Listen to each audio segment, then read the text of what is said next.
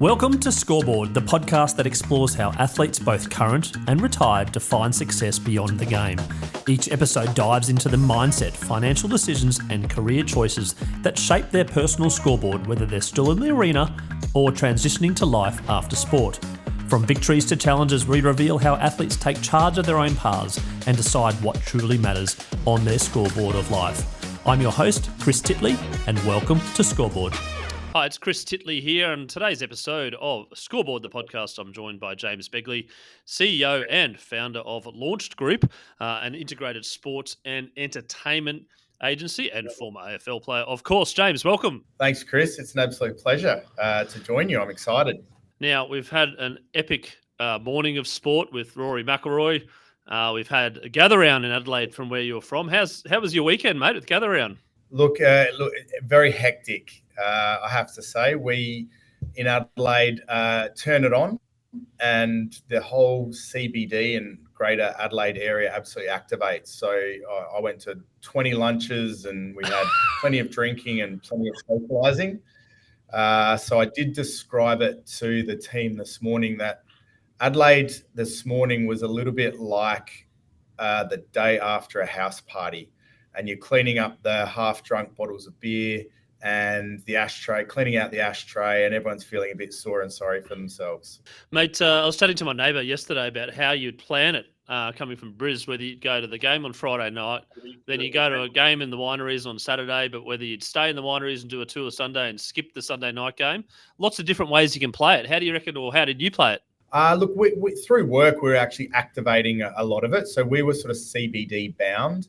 And look, the allure of the regional game probably isn't quite as strong, seeing as we live here. But certainly a Norwood Oval game is a must-see. Just your proximity to the play, you're on top of it.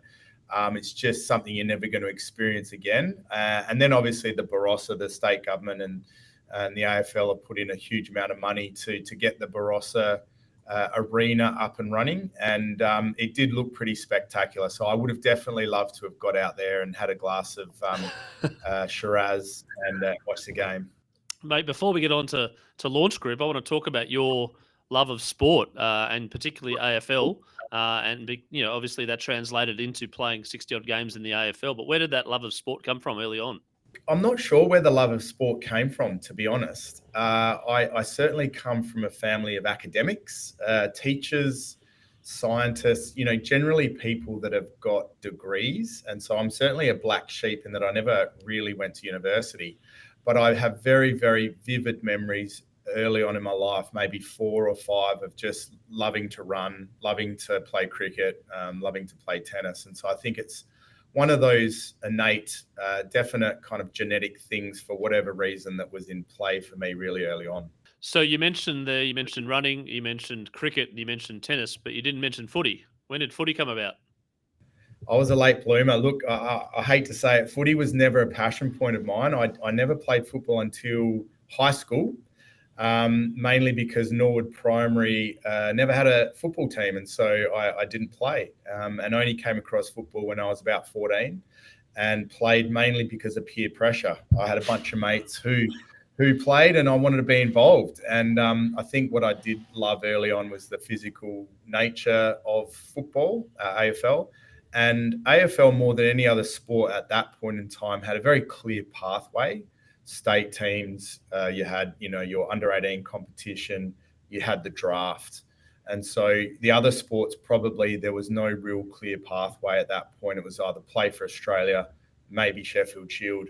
And so the options there weren't around to play professional sport. So football was something that came to me later on in my teens. And then as you progressed towards playing AFL, when did you think about the fact that actually I'm a shot here? Yeah, funnily enough, I was 15. I played for about a year and a half, and I was fortunate enough to make a state camp. And I looked around, and what I thought was terrible. And I wrote down on a bit of paper. It feels like we've contrived this question, Chris, but this is genuine. I wrote down on a bit of paper, I, James Begley, will do everything in my power to play AFL football. Signed J Begley, number 8, something 1995. So there was a very distinct moment where I thought, I'm just going to give myself every opportunity here. And even if I don't make it, so be it. And did you also make up your own autograph at the time then? Oh, yeah. Yep. It had J Begley and then your hashtag and 8. So I even gave myself my number as well as my autograph and dated it. And the funny part was that I actually gave myself an out because I didn't know how it would roll out. But I said, P.S. if I don't play AFL, I'll be an exceptionally good SANFL footballer, just in case. Just in case. So you hedged your bets early. Plan B, right? Yeah. How good. And is that autograph still the same autograph? No, it's hideous. No, I wouldn't show anyone. It's crap. And then, mate, your first game. How did St Kilda come about?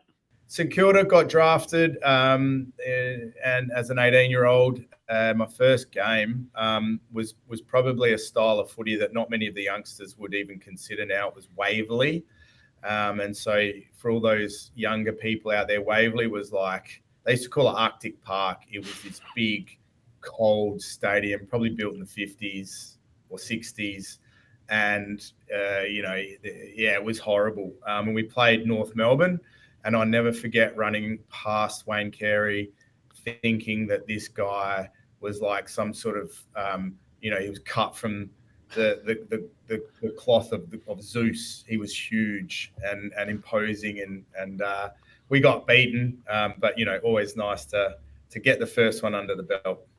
And then your journey through St Kilda, you sort of rose up into sort of the leadership ranks pretty early. How did you manage the expectations and the pressure of being so young and sort of taking a bit more of a senior role?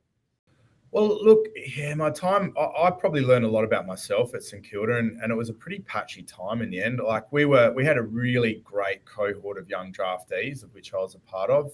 Myself, Lenny Hayes, we had Nick Del Santo, Lee Montagna, Justin Kaczynski, Nick Rewald, Luke Ball, all came through in a 2 to 3 year period.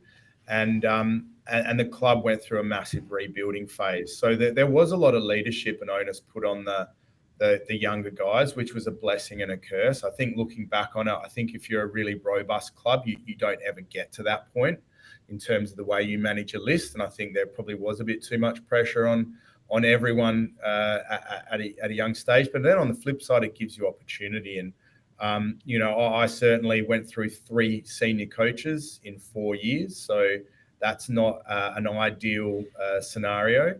But, that's what football and life is a little bit like. You can't predict the cards you're dealt. And I certainly went from dominating juniors, everything gets rolled out, to then injuries, form, different coaches coming in. And it really was a big welcome to the real world. And so, still have a lot of good friends, but I often think about some of those harder times at St Kilda. Yeah, and then the 40-odd games over the couple of seasons, 3 seasons, 4 seasons there, and then moving back to South Australia. Talk about that move and I suppose the back to the roots. Yeah, and it was a bit like that. I mean, there were some extenuating circumstances. I in the end made a bit of an emotional decision. My best mate was in that off season was killed in the Bali explosions, and rightly or wrongly, I just said, look, I'm jack of this. I wasn't enjoying my time at St Kilda in Melbourne, and I really was homesick and wanted to come home. And in the end, found a way back to the Crows and really enjoyed my second chapter at the Crows. And playing for a club that you support as a youngster is a pretty special feeling, especially because most of the guys were still there that I absolutely idolised. So that was a pretty special time. Yeah, and that first run out in the Adelaide Oval, do you remember it clearly? I do. It was, well, in fact, my first game wasn't. Wasn't for a Crow, sorry. Yep. But as a Crow, certainly. And again, it was, talk about stadiums. I mean, Footy Park was no better than Arctic Park. So there was a cold wind blowing to the western side of the oval, and the ball got bogged down, and I think it was a wet game, but loved it. Loved every minute of it, and even just putting on the Guernsey and knowing that my family was in the stadium and my friends. It was pretty surreal, I have to say. And you kicked a couple of goals for Adelaide, 2, I believe. Is that right? In the first game or overall? I kicked a couple early on. Overall, no, I think I kicked. Yes, yeah. Look, I don't know, 7 or 8 maybe. You've probably got the stats. But yeah, played sort of half-back, back pocket, bit of a wing. Back in the days where Craigie had the wingman really dropping back deep to support the back line, and then probably played some of my best footy in the back pocket. I went through an era, I think in a 5-week period, I played on Gary Ablett Jr., actually played on Cracker, who's passed away relatively recently. I played on Stephen Milne. I played on Jeff Farmer. And so I played on these really small forwards that were pretty lively and found a nice little niche back there, sort of being a tall but playing small. But generally got yelled at when I got too close to goals, which was a bit flattening. And mate, we're coming up to actually probably in and around 20 years since you've left the game, getting to that transition of, I wouldn't say an early childhood dream to play AFL, but certainly through the system and playing 60-odd games, the time to leave, the time to go, what's next? Do you remember that phase? Yeah, and it's a really, it is a really turbulent one in your mind. And I think, I was sort of 7 or 8 years in the system, and it goes pretty quickly. And so you kind of blink and think, wow, this thing that I had set myself for is potentially coming to an end. And, in the end, I think my body, I had 12 operations in sort of 7 years of football. And the benefit just wasn't there. And I'd get up every day and I was resenting the game. And so for me, I was probably of an opinion, 12 months out that I was done. And I did enjoy getting released from the army. And I do look at that because I think some talent, have 300 games, amazing career. And, I co-founded my business with Matthew Pavlich, and his experience of AFL was vastly different from mine. I found it the toll and the reward, sort of not there. So yeah, for me, it was about understanding what's the best next step. And I did that cliche thing that most footballers seem to do, which is to get a backpack and disappear for a year, run away from Australia, run away from Adelaide, run away from the game. But in the end, that was a really, really healthy wedge chapter for me, because it just brings into perspective, I guess, where football and the professional sport lives in the global scale. And it's, it isn't as big as you make it out to be. And I'm not going to fast forward just yet to 20 years, but the relationship with AFL, can you talk about that from when you were 14 to that period of when you were backpacking? And I suppose even now, fast forward a little bit, where that relationship with footy has landed? Great question. You're an absolute fan. I'll do anything to play the game. I die to get drafted. You get drafted, and that relationship with the game becomes, again, more cynical, becomes more about the politics. It's more about your body. You don't associate it with fandom. You are potentially associated with failure. Some good times, but a lot of football is painful physically and emotionally. And so certainly for me, I lost that fandom and passion. There are a lot of players that do play and they go on to play another 300 games of amateur footy and they just don't miss a beat. That wasn't me. I really did resent the game by the time I finished. And so the escapism and getting away was really about probably moving past that. But I landed back in Australia as a sort of mid to late 20-year-old and wanted to forget about the game because I ultimately felt like a failure in that moment. And I didn't like the fact that, I didn't go on and play 300 games or play in a premiership. And AFL is very hierarchical in terms of the most talented premiership winners, the 300, 200 gamers. So I didn't like football. I didn't want to engage. But funnily enough, the world always finds a way to bring you back to what you're trying to avoid. And I did end up working for the Fremantle Footy Club as General Manager of Leadership and Development for 4 years. So there you go. But I have to say, if I come full circle then, I've reestablished that fandom and reestablished that, passion and love of going to the footy through my son, who's now Flynn, who's now almost 10. And he's got the trading cards and he loves the Crows, he loves Tex. And so the past players have a box at the footy and they make it pretty easy to go and watch. And so now I probably feel I'm back into that, wanting the boys to win. I'm not too connected, so it's not a problem if they lose, but I do want to see them win. And James, the 10 years old, they're just so into the data, they're so into the teams and the different trading cards. Did you pull out or have a trading card of yourself and say, this is Dad one day, and Flynn go, hold on, mate, no, that's not right? Well, I do. I think there's about 3 cards floating around of St Kilda and the Crows. The most humbling thing is, though, and I'll try and explain to him, a winger back in the day would average, 14 or 15 touches, right? Like, it's get the ball, kick it long down the line. Most wingers and midfielders, they get minimum 22 touches. So he looks at all my stats and thinks they're crap.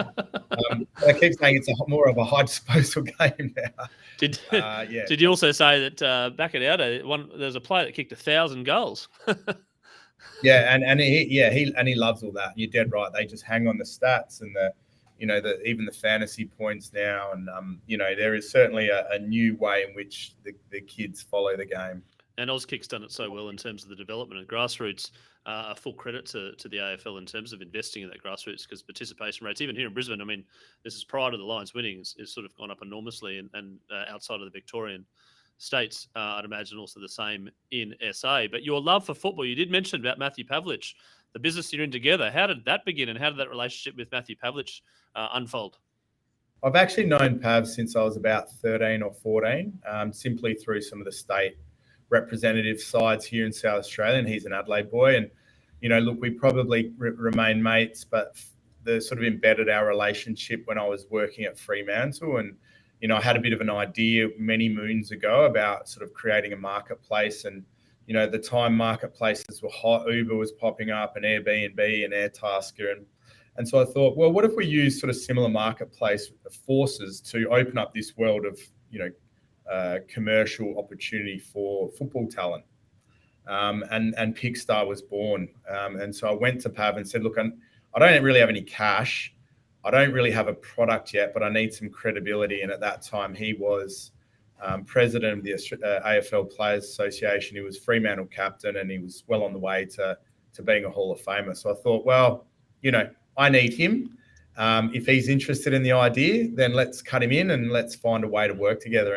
And that was a pretty exciting phase, 9-10 years ago when we had the idea, to where we are now. It's been an absolute roller coaster, but we're sort of dominating now. And so, Pav, for all his credit, I expected him to potentially just put his face to something and say good luck, but he's been in the trenches every day, every moment, ever since he committed. And to some degree, he attacks this startup world and the business that we're building probably in the same way that he built his football career.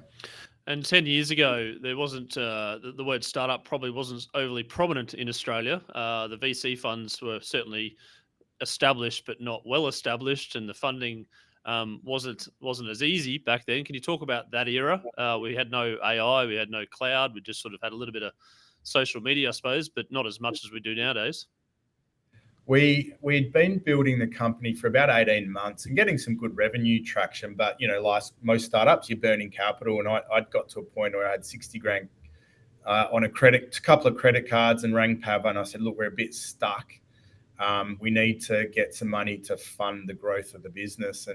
And to point to that immaturity that you talk about, he jumped on a plane. I think we had like a 3-page document, and we just hustled like Pav's extended network. And, we managed to raise, I think, about 350,000 pretty quickly back then.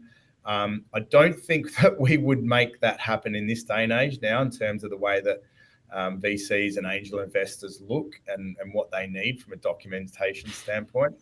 But I thought had a pretty strong case.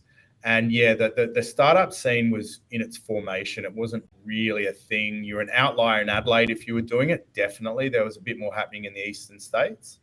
And we have ridden that wave of watching startups, engage with investors in a more mature way, and the investors themselves being more mature, through the different cycles, including the sort of 22 NFT crypto pop, and the inevitable sort of downturn in valuations and the ability to raise capital.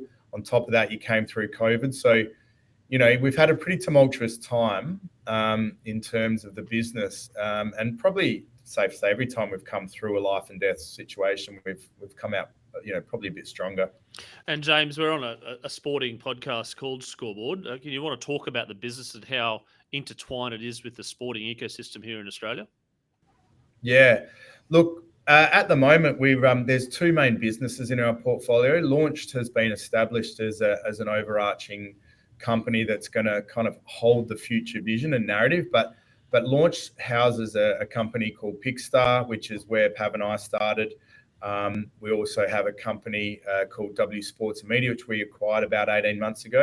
So at present, we've got a technology company in Pickstar, which secures commercial opportunities at scale. It also helps manage the workflow associated with commercial briefs, and we've got clients like the AFL and Cricket Australia and football and NRL clubs, and so that's going really well. And then we decided to roll in a more sort of analog talent business that actually represents talent. And so where we see the future of our business and the future of the industry going is actually more about solving the client's pain point. When I say client, it's the person with a purse. Talent now are going to underpin all future marketing, whether you're an influencer, whether you are playing for Cricket for Australia, or whether you're simply someone who creates great branded content. The future marketing and future sales of all companies will relate back to talent. The future of the industry then will be, how do you at scale manage this and show great return for those investments? Whether you're a Telstra investing millions and millions of dollars in the AFL, or you're a car yard that's doing some influencer marketing using some nano and micro influencers, it's about the way that you get a return on that spend. And we want to be a company that's exceptionally well positioned to be a player in that ecosystem. And James, you touched on a couple of points there: the rise of social media, the impact that these players can build their personal brand. Some of these companies also getting involved with the organisations, and there's short bits of content. There's KO minis. A lot's changed in 10 years. How have you kept up with it all? Oh, it's changed enormously. You touched on a few pain points that the ecosystem's experienced, and that's exactly it. Gone are the days where a brand might invest $200,000 to put a famous person on a billboard and have them attend a few events during the year and call them an ambassador, put them on a website. Now that 200 is probably divided into 80,000. It could be a macro ambassador where you create brand alignment.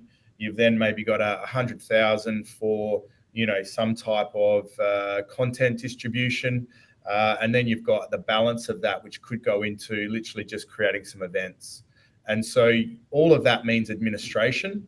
All of that means effort. And at the moment, that 200 grand budget is just being sliced up in a lot of different ways.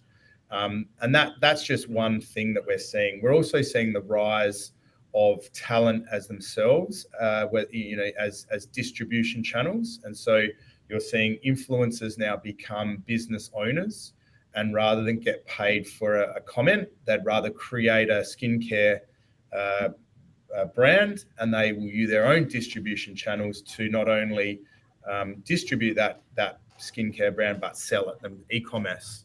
So they're becoming businesses themselves, just like you're seeing now famous sports people moving into the world of being great branded content people. And so the way that we see the evolution is this talent, which used to be quite separate, i.e. I'll go and get a cricketer or a footballer, or I'll go and get an influencer. Now there's a real blurring of those lines. And so when brands or leagues or teams pop up and go, well, who should we engage? How much should we spend with them? How much should we expect to get back for that? And then how do we execute on that? I guess that's where we fit in.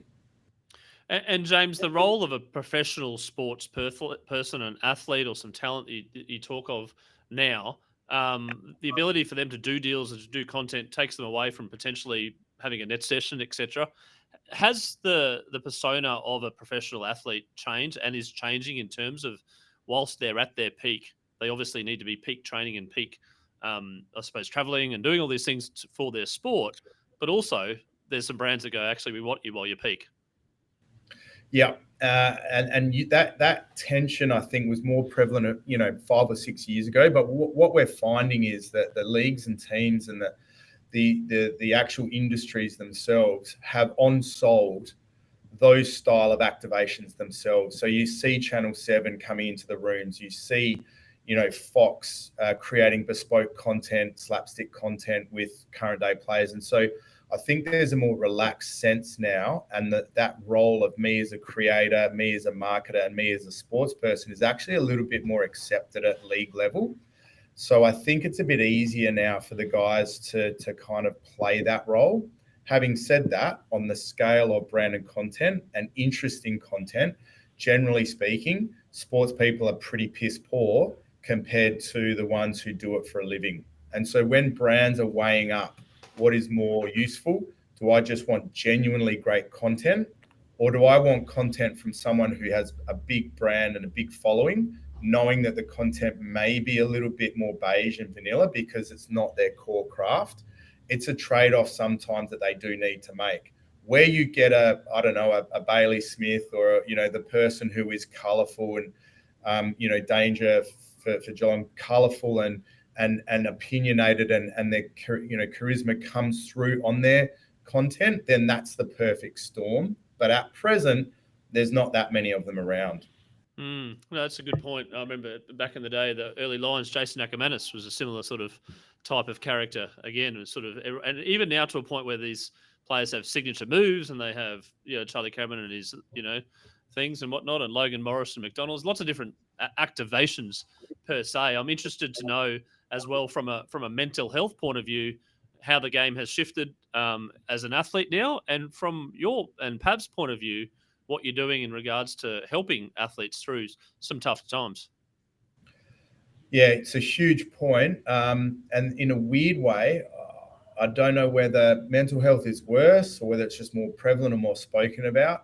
Certainly, I love the fact that the individual characters are starting to be allowed to have more flair. I mean, if you look at the way that the Australian sporting landscape goes, it's typically a laggard to the Americans. And the way that we follow the Americans is it ends up being quite similar. You have had for a long period of time, though, that our culture of sport is, it's the tall poppy. Don't be bigger than the team. Don't be an individual.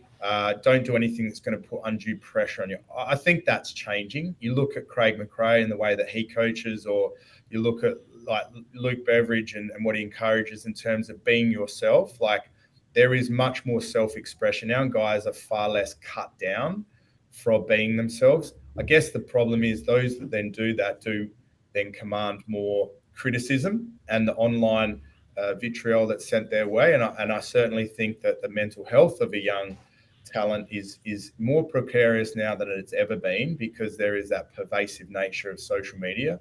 I mean, certainly in the way that we sort of coach and work with younger guys, I think there are about phases. And if you're a phase where you're establishing your career, I think you just stay away from it. If you feel fragile in your performance and you're not quite there yet, find ways to just focus on your football. But then once you're in that mid part of your career where you do warrant some brand ambassadorships or some sponsorships or some sort of standalone commercial, then you probably should be out there. I mean, we've got some cricketers, Australian cricketers, where we encourage them, unless you are out there posting online, you're just not going to get the brand deals that you used to get.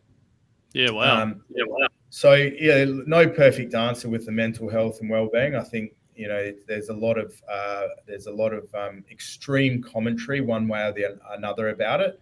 And I'm not sure what the through line is, other than the guys now are certainly far better equipped to notice it, talk about it, support networks. And the fact that we've got guys taking weeks off for mental health, no one even bats an eyelid now. It's not about weakness. It's not about, toughness. It's just part and parcel of the way that sport is played now. I think that's probably a healthy thing. And being in the industry of business and sport combined, you want to talk about the macro view that you have on sport in Australia and where you think it's at and why you're excited? Yeah, there's a sort of a collision of macro forces at the moment, and that sounds very jargonistic, I know. I think what we're seeing is that there are some tailwinds blowing towards us from North America that point to a very strong sport and entertainment landscape, which means that there are businesses that are being consolidated. There's a lot of money in North America. There's a lot of money coming out of PIF and the Saudis. And so you're seeing very much a glut of money in the sport ecosystem. And what that actually means then is that people need to deploy that capital effectively. So if you look at what the biggest talent agencies in the US have done, CAA, Octagon, Wasserman, Endeavour, the way that they've all consolidated and taken on, about 1.25 billion of US money over the last 4 or 5 years each, they need to grow their businesses. They're not going to do that by just simply managing more talent. They do it by acquiring technology businesses. They do it by buying, Stella, which is a UK-based football, European soccer business. They do it because they look to Australia and Asia Pacific and go, what's cricket doing? How can we deploy money and strategically be well placed in Asia Pacific region? So what we're wanting to do is position Launched and position ourselves at the front edge of that consolidation and that money, because the way that we view this world is only going to increase over the next 3 years. There will be more and more money deployed into sport. And on top of that, you have CMOs, sponsorship executives, knowing that sport is probably the only live theatre that you are investing in that can't be leaked, it can't be contrived. It's the theatre of real life. It's got the most amazing stories. So you've got this pressure from the top. You've got sales and marketing people wanting to be involved in sport. And then you've got sport themselves trying to adapt and trying to take advantage and trying to level up. And when you see that sort of turbulence, there's just opportunity everywhere. And sport is also a good democratizer as well. Like if you're a billionaire, you can't get a different version of the game. The game's the game, right? You watch the game, you might have a fancy suite, but the actual game's the same. So I think that from a point of wealth and a point of status, sport is forever, a bit like entertainment, forever, sometimes, equal, right? I have seen the richest people in this country make very silly decisions and get a bit weak in the knees around sports stars. So it is funny how that sort of power equilibrium shifts the moment that sport's involved. Now, James, on my podcast, I do a little thing called the Scoreboard moment, which is a moment in your life which I feel is either something that's very vivid, that has either changed a trajectory, or is very defined in something which is very close to you. What's your scoreboard moment? The turning point is a really good one. For me, I think the thing that stands out most was I went to the movies in my last year of playing for the Crows, and I was really pretty down about where I was going to go, and I wasn't sure what I wanted to do.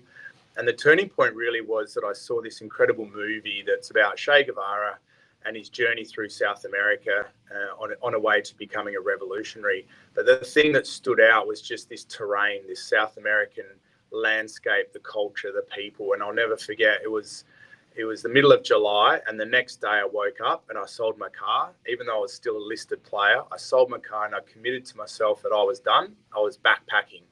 And I think if I look at the trajectory that it put me on, is that I didn't get wrapped up in finishing the year and taking some silly job in and around a footy club or an assistant coach or doing something that I didn't love. And it gave me the space and the adventure to work through what my passions were. And by the time I came back a year later, I was fully resolved in the areas that I wanted to work and what I wanted to do with myself. So I think as a turning point, albeit it was just a movie, it probably had a disproportionate impact on my life. Yeah, James, there's some songs and movies that trigger people, and there's the time and the place. I think that's a fabulous scoreboard moment. I'm also interested to know your favourite sporting moment of all time.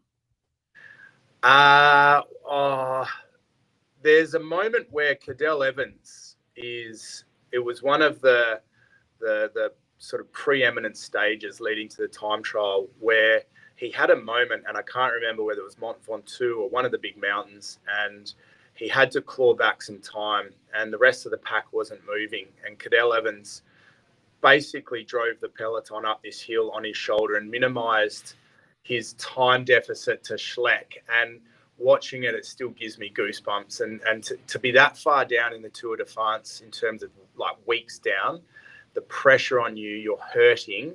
And then to see him just take the, bull by the horn and drive this peloton. And yeah, I almost get a bit tearful whenever I think about it or watch it. Yeah, some of those moments do create that. I'm sure there was a lot of tears this morning from Rory McIlroy, who had who missed the putt on the 18th, but came back in the playoff. One of my favourite sporting moments is John Aloisi getting that goal. I remember watching that live to get the Socceroos into the World Cup, and subsequently a wonderful World Cup campaign in 2006. One final question for you, James. You're a parent now. You've got a 10-year-old, as you mentioned. You're a former AFL player. Parents can get a little bit narky sometimes on sidelines. They can push their kids a little bit too hard and sort of go, oh, come on, referee and umpire, etc. when the refs and umps are only 14, 15 years old. What's some advice that you can give to a parent out there now with their kids playing sport? Well, I figure, and I understand the emotion, like you understand that feeling, but I cede any right to say anything the moment that I'm not involved. So I'm not a coach. If I'm not a boundary rider, if I'm not an umpire or whatever, it's kind of like put up or shut up. And if you're not involved and you're a parent, just shut up. Because honestly, like there is nothing more putrid than watching parents get over the top. And I thought it was a bit of a stereotype until I've been involved in some moments where you watch from afar and parents and coaches just go way too far. So, yeah, I just think it's a pretty horrible part of the world if that's the path you go now, but you just got to shut up.